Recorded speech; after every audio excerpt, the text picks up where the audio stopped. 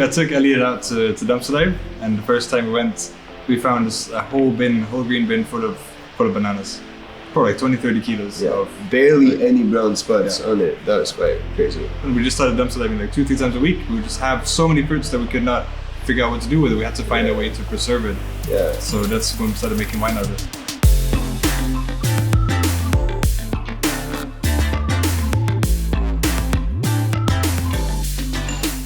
I'm Lasse. I studied microbiology at Aberdeen Uni. And I'm Elliott, and I studied plant and soil science at Aberdeen Uni. I was extremely obsessed with medicinal plants, and there's not a lot of places in the UK and actually in Europe where you can start an undergrad as plant science. And Aberdeen Uni was one of the only places that offered that. I went through quite a switch of like interests. So I went from studying lots of physics and maths in high school, and I had a few gap years where I started growing mushrooms on coffee grounds. I got an interest in microbiology, into yeast and fungi and how they work, so Aberdeen Uni was the place for me. Moving to Scotland, first of all, like for Aberdeen, the wildlife and the nature is just crazy. I still remember seeing Loch Nagar, like for one of my classes. Imagine going there for one of your classes. I was on the verge of like crying. It was so beautiful. I had never seen so far, like being able to see so far away in my life. The only thing that was quite hard is the winters, like the lack of lights. Holy moly, yeah, that's been tough. You're studying Scotland very well. Yeah. First time I came, I was so excited about coming in. I love the fact that the uni has got so many societies. You just came in and then you meet people from all over. You're not just stuck to your classroom or your mates from there. I think it's a really good space to come in, especially as someone coming from another country. It was at the Freshers Fair. I was handing out this like herbal potion. So I just kind of came in, and I think I chatted with you guys for like 20-30 minutes at the Freshers Fair. Like it took all your time. Yeah. And then I think we met afterwards again at a party. I started dumpster diving quite a lot, going to the bins of supermarkets, and would just find so many things. At one point I came with like 10 cakes to like a house party. You were so low-key about it, man.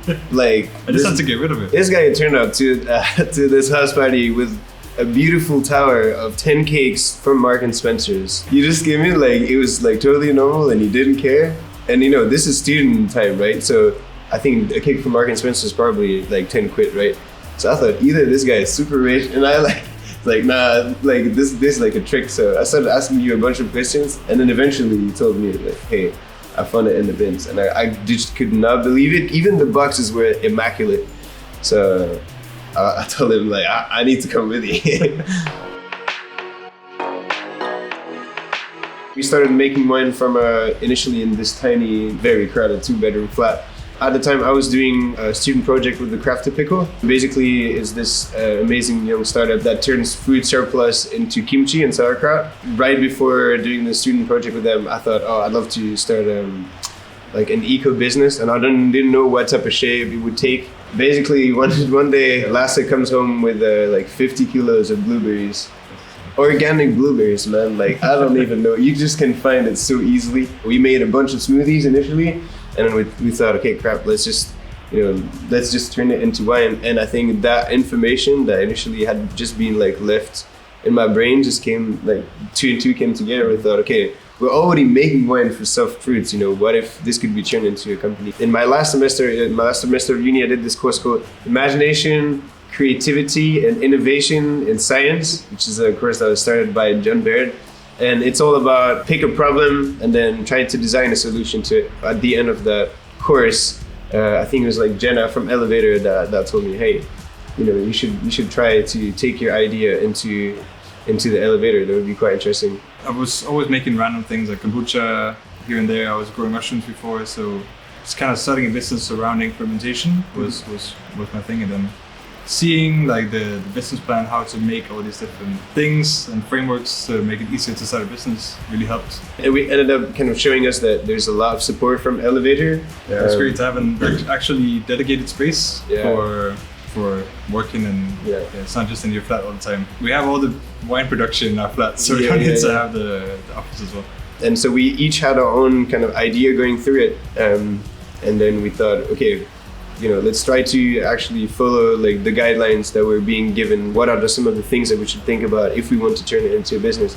And we worked at it little bit by little bit, like months after month. We ended up cold calling a bunch of people, got rejected again and again. Yeah, we basically realized that it's a massive taboo in the industry to talk about food waste. No one wants to show that they have it because they don't want to be judged for having it. So that's when we started realizing that, okay, we're dealing with something that's bigger, than it's almost like a social issue.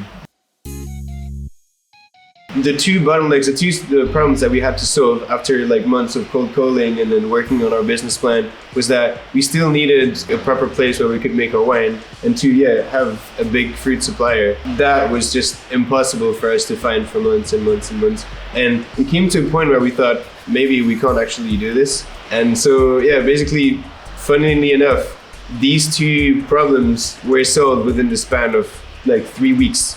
The more you persevere, sometimes it just kind of happens. We basically got a call from Baxter's. They make soups and jams up in Fuckerbus.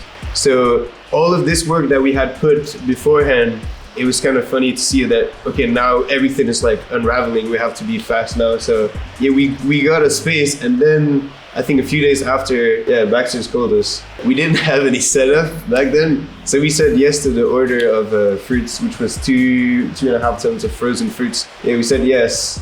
And then we had 3 weeks to basically design a setup that would work, order all the parts, and then put it all together before that massive delivery of frozen fruits. And then when they arrived, it was not 2.5 tons, it was 4.5 tons. Yeah. So we just stacked the tanks like a lot. We condensed it. That was quite like a big fear of us because we had never really done it at such level. We really took it step by step. Once the fermentation was done, it tasted good. So we were like, we had a big wine lunch here at the bike yard, seeing all these people and being like, okay, this is actually pretty good. Like, I like this. This location, Northeast, has been amazing in terms of how much support we actually get. Aberdeen Uni, Elevator, and then Adventure Zone is just kind of like one. Yeah, and then we also got some support from RGU. And Opportunity Northeast. So now we're working in their offices basically. And then this Business Gateway as well, that's been able to give us like advice throughout our whole journey. Scottish Enterprise as well. We got some funding from Innovate UK as well, which was really, really lucky. Scottish Edge as well. Yeah, like we were really fortunate for sure. I don't think I would have been able to do this in Belgium, have like such support.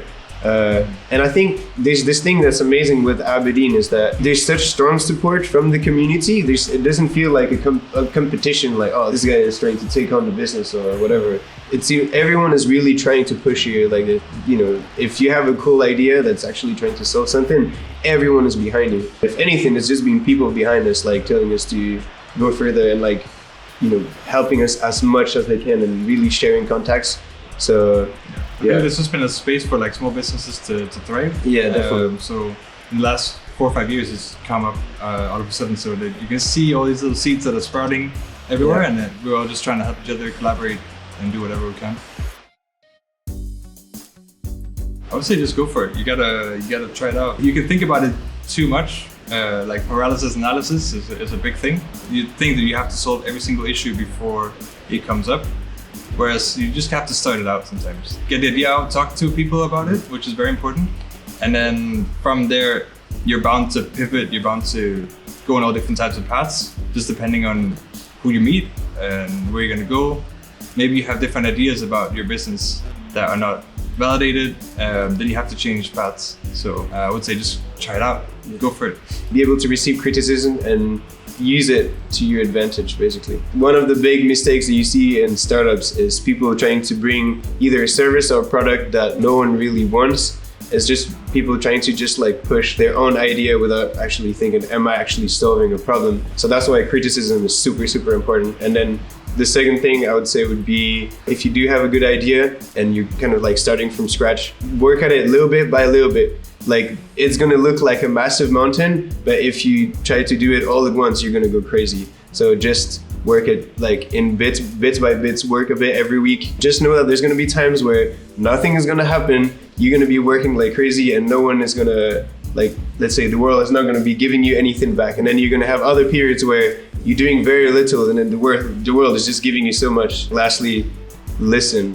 Like, you're gonna meet a bunch of people that are going to have super useful information that are going to try to help you, but you need to learn to like just be quiet and listen to people. I would say this is probably like the biggest tip I would ever give. Just listen to people.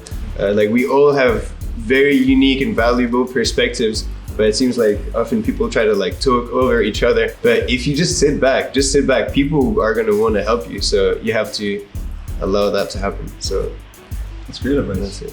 Thank you.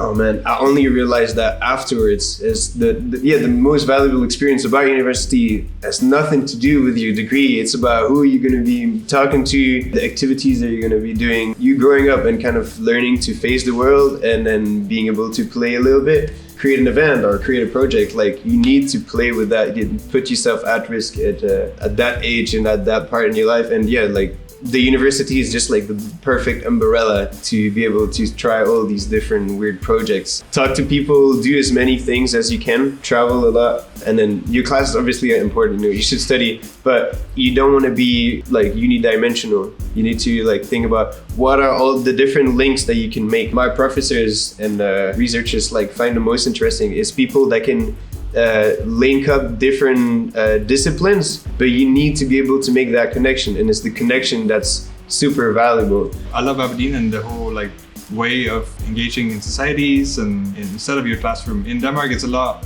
to do with just your class. So I would only hang out with people who also study microbiology.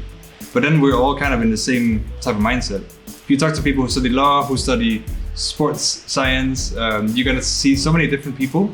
And they're all kind of come from different mindsets. And especially Aberdeen is such an international place that you can get to talk to people from all over the world. And that really changes your perspective as well. That's something that I really value about my experience in Aberdeen. It's just that community feeling. The dream is to be able to find like other hotspots of fruit surplus across the UK. And whenever we do find the next hotspot, then we can start a winery there and then distribute it locally. Maybe eventually if we can move progressively to the south, and then imagine having a Two Raccoons winery either in like Brussels or Copenhagen or Berlin, and eventually you take over the world.